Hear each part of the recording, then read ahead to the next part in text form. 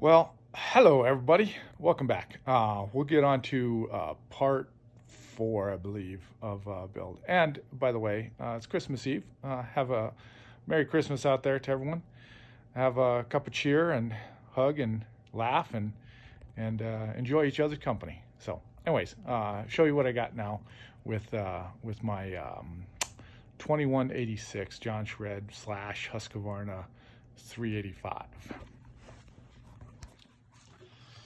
All right, so as I mentioned, ruined the last cylinder. It was cheap. The numbers were a little off, and it was an 80. Was it 85 millimeter piston or 54 millimeter piston? It was also that Proline kit for a 385. Husqvarna. This is genuine parts. Interesting to note is that this one cylinder OEM was I found a better price on after shopping around some more, and this one was actually on the same website, was about $45 to $50 cheaper than a 390. Interesting, right? So, as I had mentioned, I'm going to do a no base gasket build on this one. The numbers are put it on there. There it is. Nice cylinder. And when you get to OEM, it's like you really can't compare them. You know, there's some nice cylinders for aftermarket, but you know, when you get right to it, I don't do a lot of these because of prices. And usually I'm just teaching myself, right? And so it doesn't make sense to spend a lot of money to ruin something. But anyways, so after timing it and looking at the numbers, the base gasket is going to be, it was going to be about 20 thousandths thick. So by removing that and looking at the numbers, what I have here is on this cylinder, right out of the box, the ring end gaps, I'm not sure if that matters, but they're a little bit wider than some in the past. Like the exhaust is 98, the transfer is 123, 25 degrees blow down. Intake 76. All those numbers are really good, right? So for a work saw, do I even need to change anything?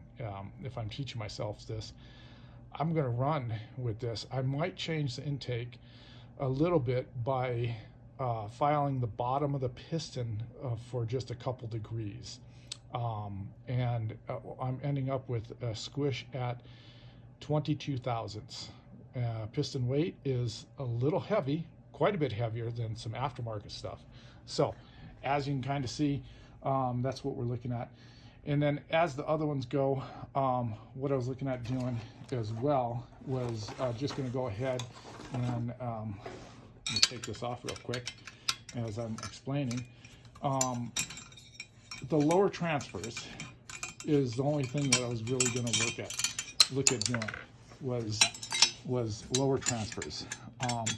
Opening up just a shade, because even this is still looks like appearance-wise, either at the same or a little smaller than a 372, which is strange. So anyways, OEM, as you can kind of see, there's my marks where my thumb is at, right there and right there.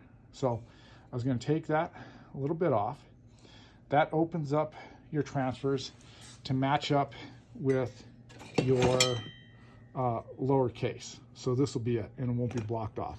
And then the only other thing would be to, you know, taper this bridge a little bit in here.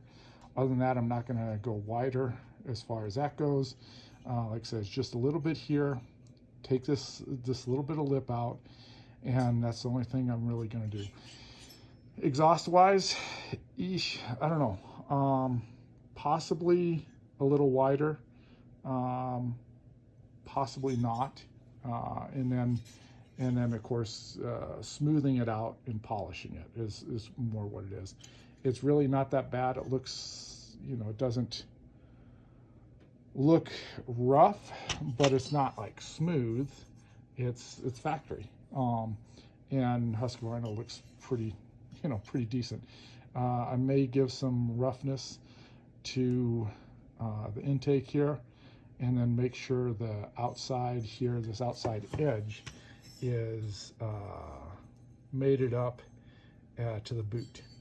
Really doesn't make any sense to go bigger if you got a boot that's restricting it, just as long as this lip doesn't stick past inside the boot. So I'll go with that, and that's really all I'm going to do. So nice quality OEM piston for a change. It's going to be a 385/2186 for this, and talking about changing. This is my line.